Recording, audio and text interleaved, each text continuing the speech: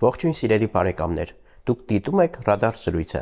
Հայաստանյան ներքաղաքական վերջին իրադարձությունների մասին այսօր կխոսենք հանրային գործիչ Միքայել Հայրապետյանի հետ։ Բարև ձեզ, պարոն Հայրապետյան, շնորհակալություն մեր տաղավարում հյուրընկալվելու համար։ Շնորհակալություն ձեզ։ Անդրադառնանք հայաստանյան վերջին ներքաղաքական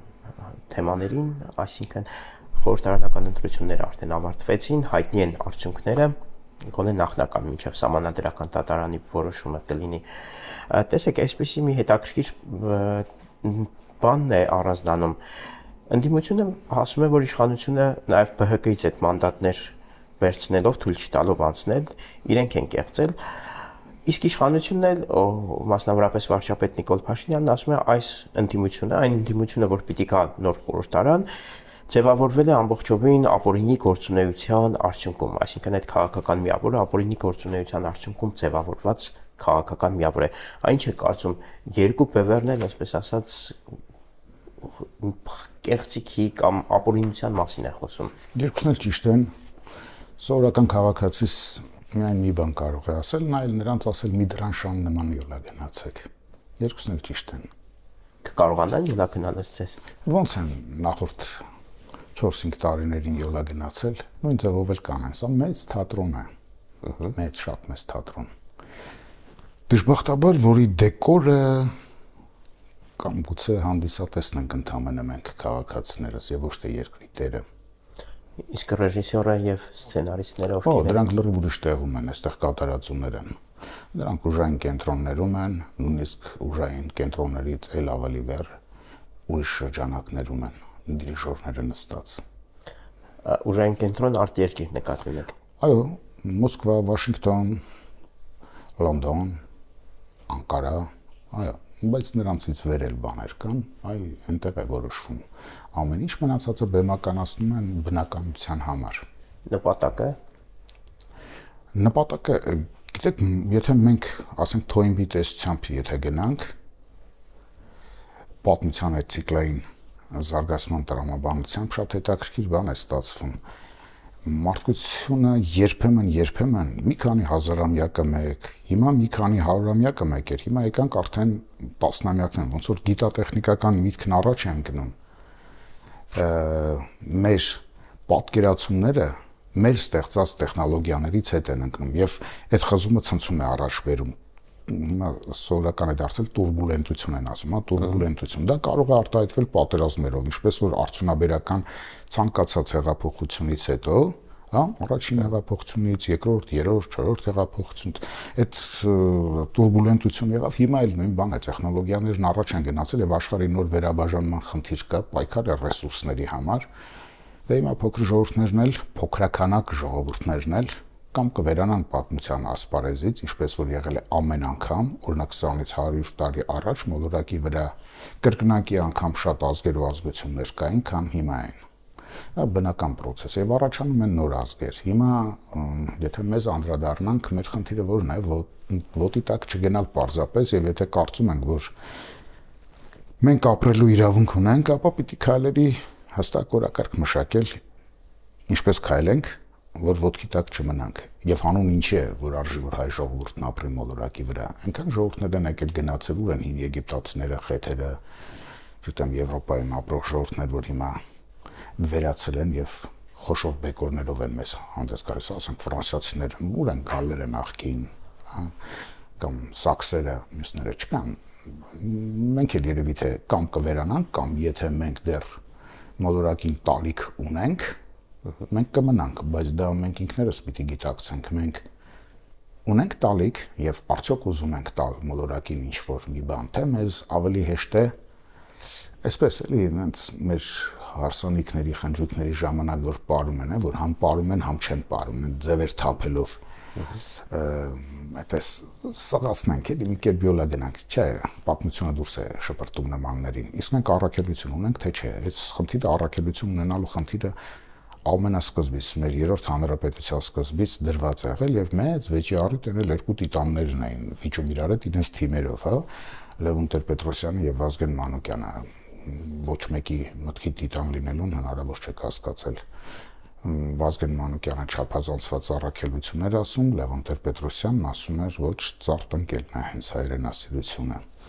Իհարկե մի քիչ կոպիտ է, բայց հասկացողն հասկանում էր, որ մարդը շատ խորքային բաներ ասում։ Հիմա մենք պիտի հասկանանք ինչ ենք տալիս։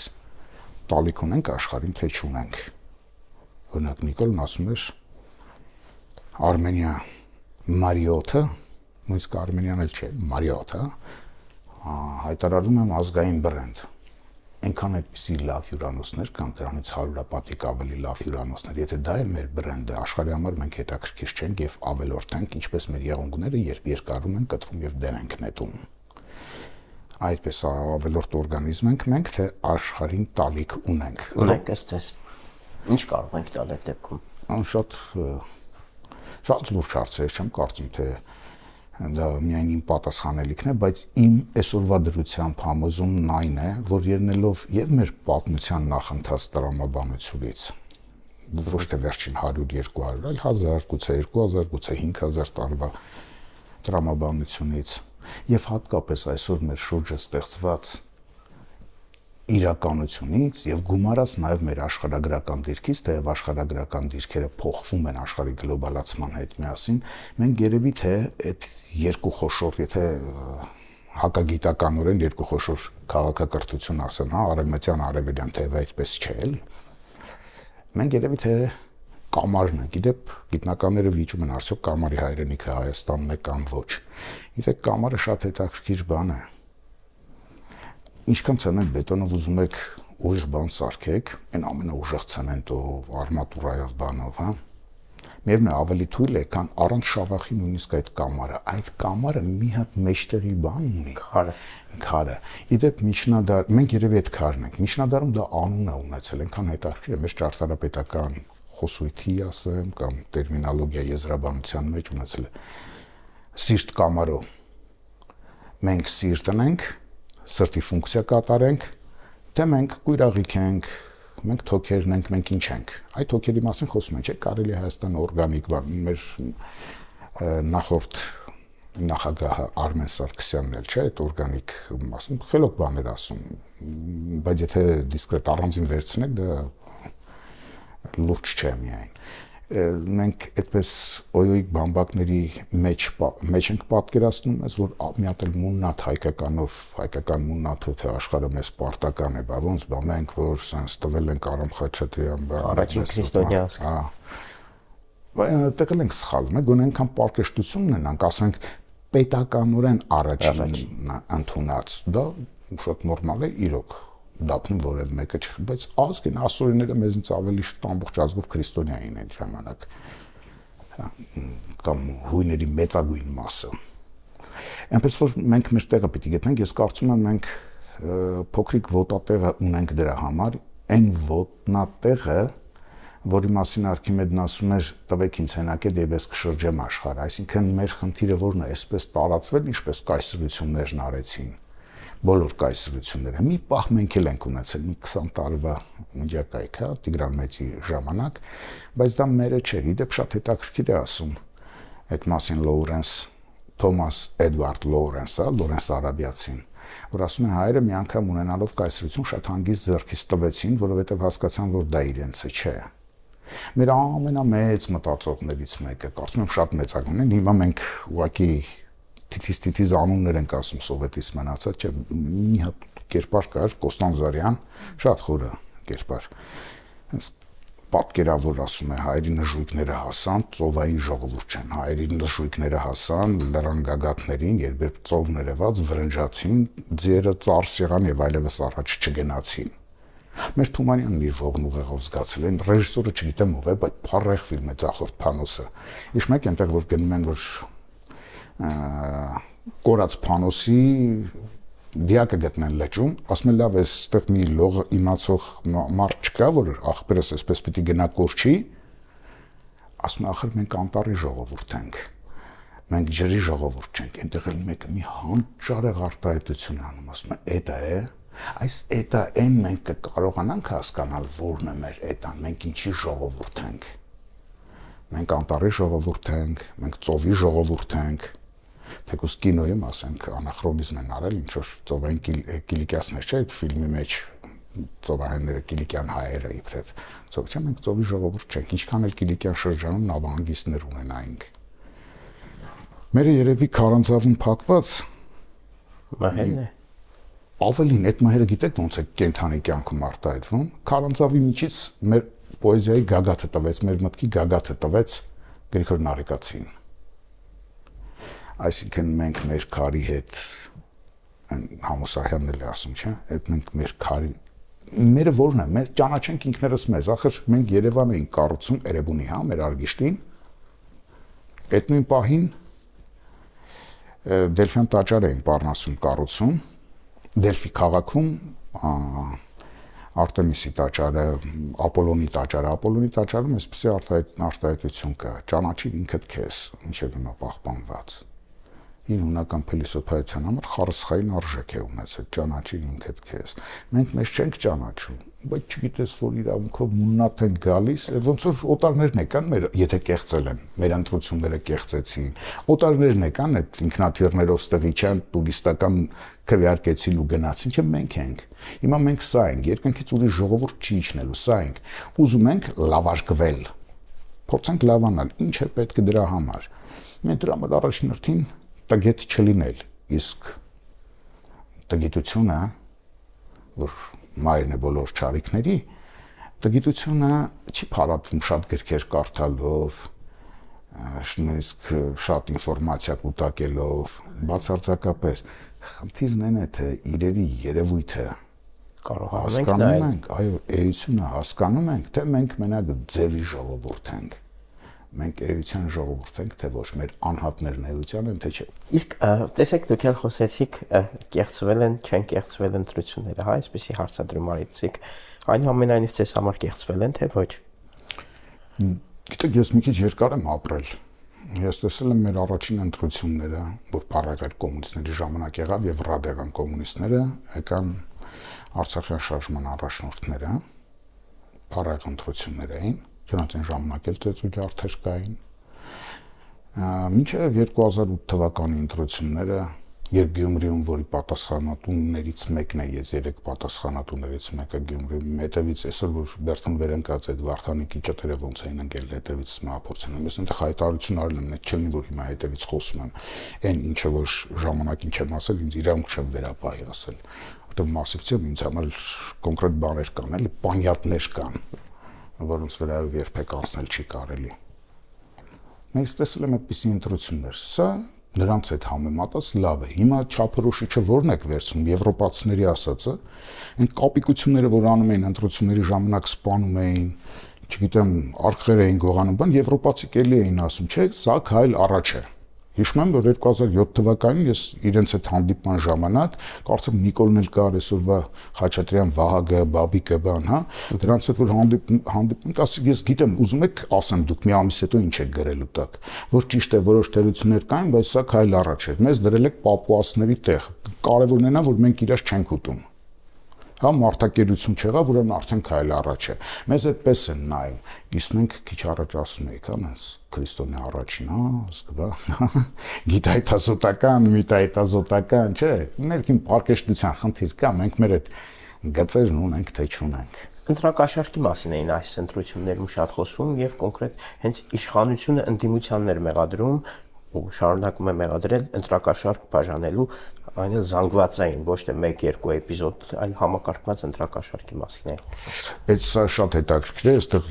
իհարկե բրավո անձամբ կոնկրետ մենակ Նիկոլին,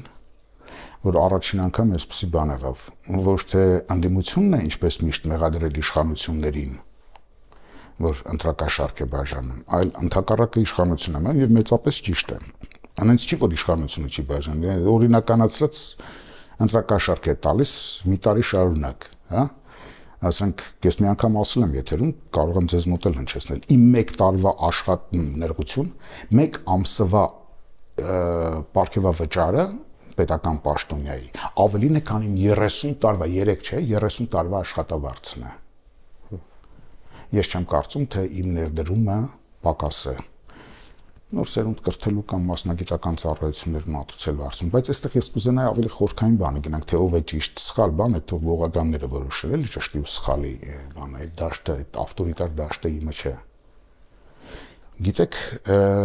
95 թվականին ես հիշում եմ, երբ որ ամենավիճահարույց ընտրությունները եղան, նոր Հայաստանում առաջին անգամ եւ վիճահարույց եղավ խորհրդանական եւ հիշում եմ անունը չտամ իմ կենթանիա բարի բուն եւ փոխաբերական իմաստներով հարցազրույց էր տվել թերթում մեկը ժամանակակարևոր ասում էր հա գնացեք այն ժամանակ պետություններ կաշառտես հա իշխանավորները ավելի շուտ ոչ թե պետությունը ասում էր գնացեք վերցրեք կաշառքը բայց իրանց մի ընտրեք գիտեք կաշառք վերցնել ընդհանրապես անբարոյականություն է մենք մտնենք բարոյականության դաշտը դա շատ կարևոր բան է մենք այստեղ ենք քանդված կազմաքանդված իսկ եթե վերցրել ես դու մեկ անգամյա անբարոյական ես ջնջել հնարավոր չէ բայց եթե դու վերցրել ես խոսք ես տվել ու հանկարծ դրան դեմ ես դնում դու կրկնակի անբարոյական ես տեսեք ինչ էին քարոզում վերցրեք խապեք առանց էլ տեղից հին ժողովուրդները միշտ էլ գցող են լինում հնագույն ժողովուրդներ ինչպես Լորենս Արաբիացին է ասում հա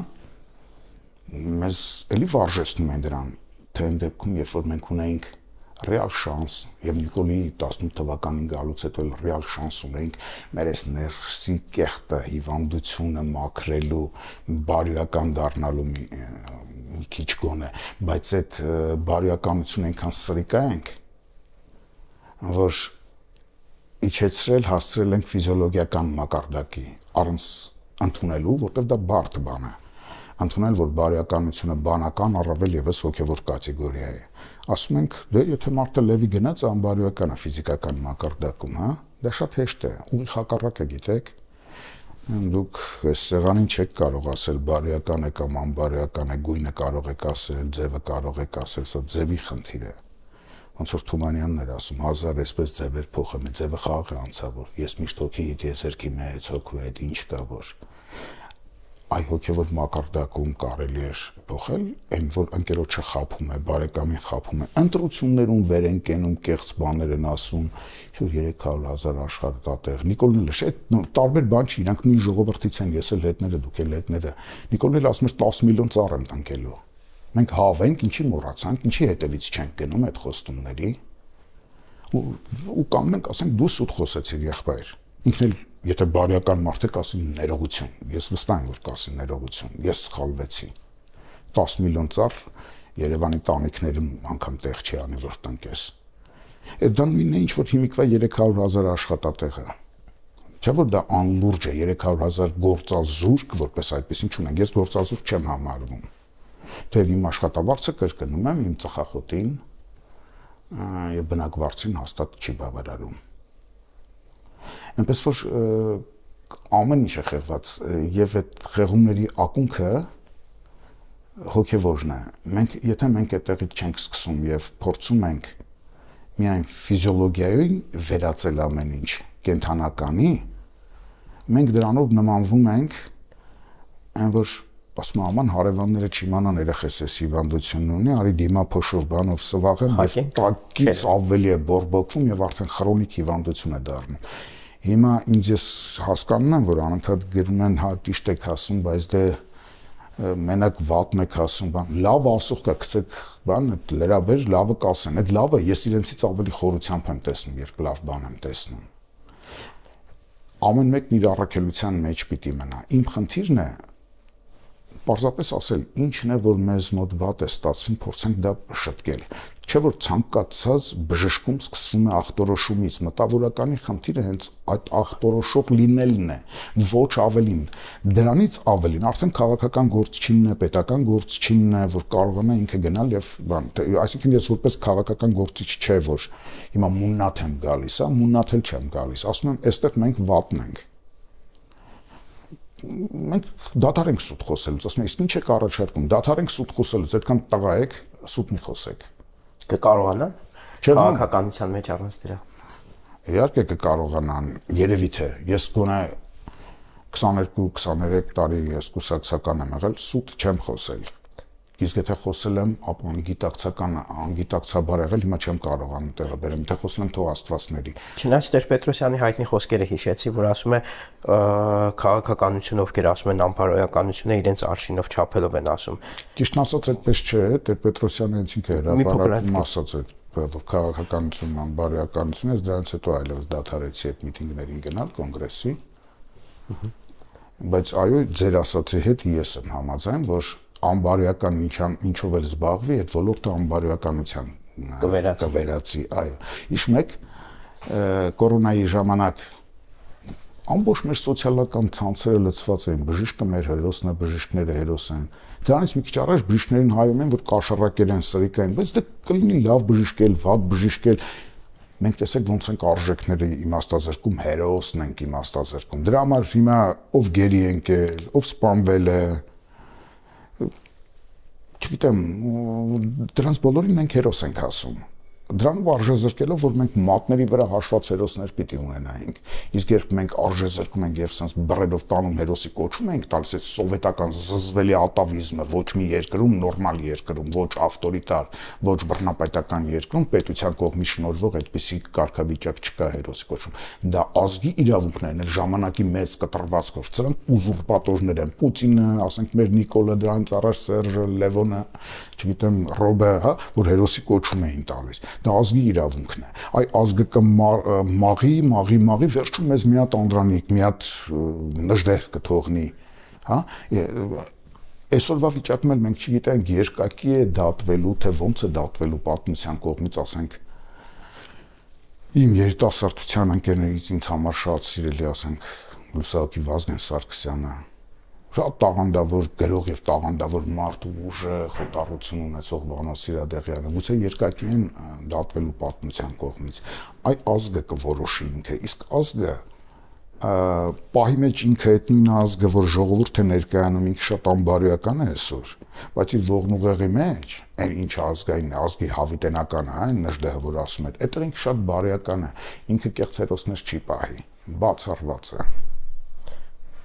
Պարոն Հայրապետյան, մեր զրույցը մի փոքր այսպես այլ հունով է սկսեց ընթանալ։ Հա, բայց ուզում եք ասել, ուզում եք վերկենամ ասեմ, ես ինչ այսքան ձենակեղծել են, ես ինքս չեմ գնացել քվեարկության։ Այդ այտենց բաներ իմանալու համար կանչեք այսօրվա են, որ գնացել են, իրենք էլ գիտեն, որ 0.3% ձեն են հավաքելու ու թևերը կշտած մտան բանի մեջ։ Ինչա թե մի կտոր լափի ծայր էին ցույց տվել։ Ջան ամաչում ազգին իրենք էլ իրենց չափով վատությունն արեցին, կարող է ինչ է մի հատ ընդհանրական, եթե դեմ են վարվող քաղաքականության փիլիսոփայությանը, առաջարկեն գնա։ Այդ չէ, հիմա ինչ ուզում եք դրանց կանչեք, թող իրանք քաղաքականություն ասեն։ Ես չէ, այդ իմաստով չեմ ասում, այ որ հանրության մասին խոսեցինք, ընտրակաշարքի այդ ակտիվ ազդեցության կամ տարածվածության մասին խոսեցինք, եւ այս համատեքստում նաեւ հետաքրքիր է, որ թեև ընդդիմադիր նաև խորհրդարան անցած կուսակցությունները բողոքեցին, դժգոհեցին, նաև պատրաստում են սահմանադրական դատարան դիմել վիճարկելու ընտրությունների արդյունքները, բայց հանրության կողմից այն զանգվածային բողոքի ալիք, փողոց դուրս գալ, ինչ որ այդ ամեն ինչը չտեսանք նաև մյուս կողմից։ Այսինքն հանրությունը այս ամեն ինչի հետ հաշտեղավ, թե այնուամենայնիվ այս ընդդիմադիր ուժերն ինչպես, այսինքն չուզեց նրանց համար դուրս գալ փողոց, այդ պահը ոնց հասկանալ։ Դերքս էլ ճիշտ եք ասում, նախ հանրությունը ողնուղեղով էլի կրկնեմ ինքը բարոյական է, ավելին հանրությունը ողնուղեղով շիճուկով իր ուղեղի անգամ, ինքը արևմտյան է, զգաց որ սա քայլ առաջ է, սա քայլ առաջ է 2008-ի ընտրություններից։ Ոչ թե քայլ, այլ միգուցե տասնյակ։ Այո։ Եթե 2008-ի հետ ենք համատում։ Ինչի՞ պիտի կուտի դուրս գա, ում հետևից գնա, երեկվա կեղծողների հետևից։ Ինչ տարբերություն իր համար երեկվանն է կեղծում, թե այսօրվա նմանավանդ այսօրվանը ավելի քիչ է կեղծում։ Այս մեկ հանրության ոչ շահագրգիռ լինելու համար են նրանք էլ որ ասում եք նրանք դիմել են թատրոնը պիտի խաղան, բա իհարկե գումար են տվել, հանրականը ստացել են Կրեմլում նստած եֆրեյտորներից, պիտի կատարեն, մի քիչ ձև անեն, թե դիմադրում են Կովկասի գերու մեջ Ֆրունզիկը ոնց է ասում, կճե չանես միլիցիա կկանչի բան, բայց այդ հին ավանդույթ է, այո, կանեն դա ու կվերջանա, հա։ իրենց ուժերը, բայց եթե այդպես եթե արևմտյան եւ ռուսական բաժանում փորձեն կանել, այդ ուժերը անցել են խորհրդարան ռուսամետ Ռուսաստանի հետ առնչվող որ կապում են։ Ռուսաստանը իդեպ չի շտապում ոչ միայն չի շտապում շնորհավորել, այլև խախտումների մասին հենց Կրեմլի խոսնակի մակարդակով ակնարկներ է անում։ Մեկ շաբաթից ավելի անցել շնորհավորանք չկա Մոսկվայից։ Ինչ է, մենք խաղը բնական պետք է լինի, թե չպետք է լինի։ Դուք ասում եք, այդ անցել են ռուսական ուժերը։ Խորհրդարան անցած բոլոր ուժերն են ռուսական։ Այդ թվում իշխանական։ Առաջին հերթին իշխանական։ Որտեվ դուք ինչ եք ուզում, կարող էր գերմանական Բուխենվալդում 43 թվականին ներսում ընտրություններ կայանային։ Մենք ռուսական գոտում ենք, Ռուսաստանն այստեղ երբեք թույլ չի տվել, որ իր տեխնացուն չլինի իշխանության։ Այս անգամ էլ թույլ չի տվել։ Պարզապես ամեն անգամ թույլ տալիս մտածում է, ինչպեսի փսիխոգրամայով մեկն է պետք, որը տվյալ պահի իր շահերը առավել արդյունավետ կարողանա սպասարկել։ Հիմա այս պահի համար Նիկոլն էր պետք 18 թվականին, բերեցին Նիկոլի կերպարով։ Ռուսները բերեցին։ Ասում եմ, դեպի արևմուտք գնացող, որը նաև, չգիտեմ, Եվրոմիության անդամակցելու մասին օրենք է ընդունել, ռուս սահմանապահներին է հայաստանյան սահմանից հանում, հա, հսկողություն։ Դուք էլ ասեք, ասելով ոչի։ Ասելով է ժողովուրդը գոռում էր բարաբային, ազատ արձակեք Հիսուսին խաչը հանեք։ Դա ասելով ոչի։ Դուք այդ դեպքում չնայած ես ինձ գործիք չեմ համարում, այդ դեպքում իզուրել ներկայացրեցիք հանրային գործիք, գնացեք փողոցից մեկին բռնեք, շատ էլ հանգիստ խոսի, բա իհարկե Նիկոլն արևմուտք է գնում։ Չէ, ես այն փաստարկներն եմ ներկայացնում, երբ որ նման խոսակցություն է լինում, այդ հակափաստարկները սկսվում են կամ առնվազն այդ նախադասություններն են հնչում որպես հակափաստարկ։ Հա, բա ինչ եք ուզում։ Մեր ժողովուրդը կարող է այդպես ասել, բայց երբ որ մյուսներն են ասում, մի քիչ ավելի ինտելեկտուալ զանգվածն է այդպես ասում, իրենք արդեն ոչ թե միամիտ են կամ տգետ են, իրենք պարզապես սրիկա են, գիտեն ճշմարտությունը եւ ճշմարտությունը չեն ասում։ Համաձայն եմ, որ գուցե կան անմարսելի ճշմարտություններ փոքրիկ ստամոքսների համար, ուղեղային ստամոքսների համար, բայց գոնե լռեն, այդ դեպքում սուտ ասել պետք չէ, երբեք։ Չես կարող ճշմարտությունն ասել, մի ասա, բայց սուտ մի ասա։ Իսկ այս ընտրություններին արևմտամետ ուժերը ցես մասնակցում էին, թե չէ, որովհետև այնուամենայնիվ կային երկու ուժ, այս պահին իմ հիշելով կոնկրետ երկուսին կմտաբերեմ, ովքեր որոնք խոսում էին դեպի արևմուտք գնալու մասին, Ռուսաստանի հետ ինչի՞ չէ կապերը խզելու, հապկից դուրս գալու եւ այլ նման բաների մասին։ Թե նրանք էլ էին նույն դեկորի մաս։ Չգիտեմ ովքեր են ձեր Հանրապետություն եւ Հանուն Հանրապետության Արման Պապաջանյան, Արամ Սավենի Սարգսյան։ Հա, բայց այդ արևմուտք ասելով չէ՞ էլի արևմուտք գնալը։ Հիմա տեսեք արևմտամետ դուք ասացիք։ Հենց վիրավորված եմ, որ Հայաստանում լապտերով օրը ցերեկով պիտի ման գաս հայ մարդ, կամ ռուսամետ են կամ արևմտամետ են, հայ կա թե չկա։ Այսօր ես չէի ուզենա, որ մենք հապկից դուրս գալու դեմում ներկայացնենք։ Այդ նշանակում է, հա, այսինքն արևմուտքին ես ուզում հաճոյանալ, այս ինչ իքականացում է, ուզում են անպայման դուրս գալ։ Այն երկնքում թռչող աղավներին, որ գնա Վարուժանին հետևից բերի, հա։ Ամոթ է սասրակությունը, ջահանդամը, բայց բանը այդ քաղաքական էլիտան ոնց է իրեն թույլ տալիս իքականանալ մինչև խորքը չի կարելի չէ արևմտամետ ոչ եթե այլ ազգային ուրիշ բան որ այսօր մեր ազգային շահը ավելի համընկնում է արևմտյան քաղաքականության հետ Ավելին մենք մեր մշակութաբանությամբ, մեր մշակույթով արևմտյան քաղաքակրթության մաս ենք, ավելի շատ քան արևելյան, թեև արևելյան ենք նաև, հիշում եք ես այդ Սիրտ Կամարոյի մասին ասացի, այո, բայց ավելի շատ մենք այդ արևմտյան ցիվիլիզացիան ստեղծողներից մեկն ենք։ Բա ինչ է այսպես ասած նախ այդ բաժանումը այդ ռուսամետ արևմտամետ եւ այդ արևմտյան արժեքների մասին խոսացող ուժերի հետևից չեն գնում կամ ինչու է այդ դեպքում նաեւ Ռուսաստանը շարունակում իր այդ ներկայացրած միջամտությունը ներկայություն ունենալ եթե դու այնուամենայնիվ ողնուղեղով այն կողմես ինչի է ինքը է այստեղ այնց է տեսեք դուք ինքներդ էլ ասացիք կես քայլել եկեք առաջ գնանք հա այդ ռուսները իրենք են չէ ասում, այդ տեսեք, այս սրանք սրիկա են, արևմտամետ են։ Այդ ռուսական խոսույթը, մենք իրենց թութակնենք, կրկնենք, իրենց ուզած իրենց խոսույթը ներարկենք մեր ժողովրդի մեջ։ Պետք է ասել ժողովրդին, ժողովուրդ չկա է ռուսամետ, արևմտամետ, այդ լինելը ռուսամետ կամ արևմտամետ լինելը սրիկայություն է։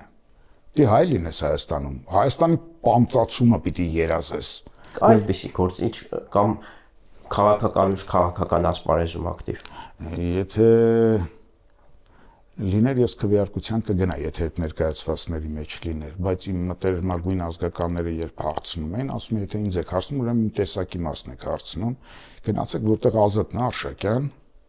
Ազատի կուսակցությունը որով գնում է դրան ձեն տվեք, թեկուզ գիտեմ չի անցնելու, որտեղ Շանթի տղեն է, հա, Շահեն Հարությունյանը, գնացեք նրան, որտեվ իմ տեսակը դա է, ուրիշ մարդ ես չգիտեմ, գուցե էլի այնտեղ կան, ինձ համար հարազատ մարդիկ կան, օրինակ Արամի անունը տվեցիք, Արամ Սարգսյանի, ինքը իմ ամենասիրելի Վազգեն Սարգսյանի եղբայրն է, ինչքան էլ ասի, որ ինքը ինքնուրույն է, ես նրա ձայնի մեջ Վազգենի ձայնի կարոտն եմ առնում։ Բնականաբար, բայց եթե մինչև վերջ վստահելու լինեի որևէ ուժի կգնայի քվեարկության, որտեղ իսկականից արևմտամետ ու ռուսամետ են, այն էլ ջոկել են, այստեղ խաղամ ավելի շահավետ կլինի, այստեղ խաղամ ավելի շահավետ կլինի, սա նոր չէ մեր պատմության մեջ։ Նույնիսկ տեսեք կուսակցություններ չկային, կուսակցություն բառը Ռաֆին օգտագործում է, մեր գրող Ռաֆին, դեռ հայ կուսակցությունները ստեղծված էլ չէին։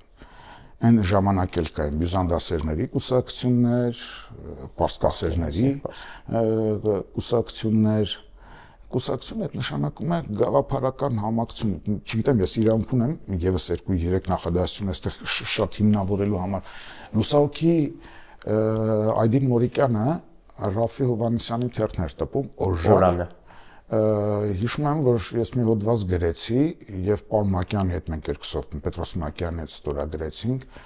ասում եմ այդ աչելի ձախերելի, եթե իսկականից Հայաստանում կուսակցական համակարգ պիտի կայանա, այդ աչ, ձախ, ցենտրիստ, լուսանցք, հա, էս է բանը մոդելը։ Բայց մեզանում նույնիսկ գծագիր էի գծել այդտեղ դրել, Այդինը տպեց, հա, խախտված է այստեղ եւ դա ռուսների խոսույթն է, արևմտամետ եւ դրա համար էլ մենք չենք կարողանում կողմնորոշվել ամենագլխավոր հարցում այն ինչ ամբողջ քաղաքի քաղաքական ամբողջ աշխարհի քաղաքական կուսակցությունների խնդիրն է դու պետության սեփականության պետության դերի հետ կապված ինչ ընկալումներ ունես ըստ այդմ էլ դու կամ լիբերալ ես կամ կոնսերվատիվ ես կամ սոցիալիստ ես կամ էլ ֆաշիստ ես լուսանցքային, այսինքն, հա, որևէ մեկը պիտի ինտերես դրանք տարբեր անուններ կարող են ունենալ, տարբեր չափաբաժիններով, բայց ջրբաժաններ կան։ Հիմա նույնիսկ աշխարհն ավելի առաջ է գնացել։ Լիբերալ կոնսերվատիզմն են ասում, հա, շատ ավելի լուրջ բան կա, բայց մենք քանի որ մի քիչ թե ուզում կոպիտ ստացվի, լավ Աքսել Բակունցից օրինակը բերեմ, Աքսել Բակունցի գործերից մեկում գավառական քաղաքի Կյոլեսի մասին, հա, այնտեղ երկու տիկնանց մասին է խոսում, հարուստների կանանց մասին, ասում են նրանք ճաշակ ունեն, մեկը ճաշը էս ինչ բանով էր սիրում, նույն ճաշը էլի, մյուսը էս ինչով էր սիրում, այդտեղ ավարտվում է նրանք ճաշակը։ Այդպես մեր Նիկոլն եկավ, ասում է, ես իզմեր չեմ ընդունում։ Իշ մեկ են 18 թվական։ Դե լավ, ինքը իզմեր չի ընդունում, բայց այդ իզմերը կան, անկախ մեզանից կան։ Հիմա մենք կարող ենք ասել գիշերը չեմ ընդունում, բայց գիշերը գալու է, ցերեկը չեմ ընդունում, բայց դա գալու է։ Ինչ ենք մենք մեզ գույրի տեղ դնում, մեր ընդունելով, չընդունելով չէ, մենք օբյեկտիվ ռեալության հետ պիտի հաշվի նստենք, թե չէ։ Հիմա մենք որ գույնն ենք, ավելի շատ մեր ժողովուրդն, ինչպես օրինակ ասենք անգլիական ժողովուրդ, Աստված երբևէ Մեծ Բրիտանիայում լինեք, դա ձեզ շատ դուր կգա, էլի։ Այնտեղ դուք ավելի շատ մի փողոցով անցնելիս 1 ժամում ավելի շատ փողկապավոր եւ կոստյումով մարդկանց կտեսնեք, քան եվրոպական մի քանի մայրաքաղաքներում միասին վերցած, եթե 1 ամիս մնաք անգամ։ Տեսեք կոնսերվատիվ ժողովուրդ է, հա, այսինքն ժողովուրդներն էլ կարող են այդպեսին լինել։ Երեք ֆուտբոլ էր, չէ՞, Սենեգալը եւ Ֆրանսիան։ Ընկերներիցս մեկը զանգել ասում է, կարող ես ասել, որ թիմի խաղացողներն են ավելի սև։ Բայց այստեղ իհարկե ռասիստական բան չկա, կատակ ուղակի, այսինքն աշխարհը ինչ ուղղությամբ է զարգանում։ Մենք sense բաները հաշվի չառնելով, չնկատելով, թեկուզ դրա մի ուրիշ տարբերակը մեր առջև արդեն իսկ ծագած է։ Այս ռուսական կիբերդեսանտը, որ մի քանի տարի առաջ հիշեցրին այստեղ, մի օր սա պայթելու է, հենց այնպես չի լինելու։ այսքան հնդիկները որ գալիս են, որոնք բոլոր ծակուցուկերը գիտեն եւ ինչ գիտեք, որ հատուկ ծառայություններն են նրանց հետ աշխատում, ում են այդ ինֆորմացիան տալիս, այդ Google մապերը որ կան, Yandex-ը, հա? Տեղերը բոլորիս գիտի։ Երեք ընդամենը 5-600 հոգի մարդ է պետք, ընդրում տարբեր երկրներից եկած տարբեր բաներ անող, որոնք մի օրվա մեջ, մի քանի ժամվա մեջ կարող են պարալիզացնել երկիրը եւ իշխանություն փոխել Հայաստան։ Մենք այս անվտանգային խնդիրները մեր աչքի առաջ ունենք։ Մենք տեսնում ենք, որ ալիևս տեղից մինչև օվկիանոսի այն կողմը, ինչը Ռուսաստանին դուր գա եւ ինչը Հայաստանի հովանավորող Ֆրանսիային խփի, գնաց Կալեդոնյան կղզիներում հեղաշրջում էր անում, 2 անգամ ապստամբության փորձ արեց։ Այսինքն լուրջ խաղացողների հետ մենք գործ ունենք, մենք եկել ենք ստեղ, ասում ենք, գիտեք, այսքան մանկապարտեզ, այսքան դպրոց ենք վերանորոգել, հա, լավ եք արել, դա շատ լավ է, շատ կարևոր է, բայց գնացեք Թումանյան ու Վանտերյան կարդացեք, որ ասում են դպրոցի շենքը չի, երկուսն էլ ասում են, ընդ որում իրարից անկախ են ասում։ Լավ, ներողություն։ Պարոն Հարապետյան, այդ քաղաքականության այդ դասական մոդելը, որի մասին խոսում եք, աչակողմյան, ծախակողմյան, պահպանողական, լիբերալ, մենք դրան երբ կհասնենք, թե չէ ասես։ Գուցե մենք հասնենք այն ժամանակ, երբ արդեն դրա անհրաժեշտությունն արդեն ավարտված կլինի պատմական միսիան թվային դարաշրջանում, չգիտեմ, ինչպես որ օրինակ ասենք, տեսեք, մեր Ռաֆին սկսեց վեպեր գրել, պատմական վեպեր, այն ժամանակ, երբ որ Եվրոպայում ավարտվեց ռոմանտիզմի դարաշրջանը, ավարտվել էր, նրանք ուրիշ տեղ էին մտել։ Մենք դեռ այո, հետևից միակ անգամը որ սենց հավասար փորձում էին գնալ այդ Պոլսի բանաստեղծներն էին, հա, Մեծարենցով, Վարուժանով, բան, միակ ժամանակն էր, որ մեր մտայնությունը հավասար փորձում էր գնալ։ Մի այդպիսի փոքրիկ բան համաշխարհային զարգացման հետ արեցին Գարգին Նեժդեհն ու Դրաստամատ Կանայանը, երկրորդ համաշխարհային պատերազմի ժամանակ, երբ որ փորձում էին եվրոպահայություն փրկել։ Երբ որ փորձում էին, երբ որ աշխարհի ինչ որ խառնվի Հայաստան այս տարածքի հայությունը բնաջնջումից փրկեն։ Այսինքն երևացող խնդրից այն կողմ եղած բուն խնդիրը տեսնող մարդիկ են։ 90-ականների սկզբին։ Այո, Լեոն Տեր-Պետրոսյանի իմաստնությունը երբեք հնարավոր չէ ուրանալ, մեծ իմաստնությունը երբեք հնարավոր չէ ուրանալ, ինչպես նաև Վազգեն Մանուկյանի, որոնք լուրջ խնդիրներ էին առաջ քաշում։ Ափսոս մենք փոխանակ առաջ գնայինք, մենք դեգրադացվեցինք, այսօր այդ կալիբրի գործիչներ գոնե 50 անգամ ցածր, շատ չէ, էլի գոնե 50 անգամ ցածր ունենայինք, դա չունենք։ Ինքնահավան գեղցիներ են, ուղղակի գյուղացիների հետ կապ չունի, դա գեղցիներ, գավառամիտ ձեռնացումներ, ծաղրացումներ։ Հասկանալի է։ Շնորհակալություն։ Ձեզ շնորհակալություն։ Սիրելի բարեկամներ, դուք դիտում եք Ռադար զրույցը։ Բարին ընդ ձեզ։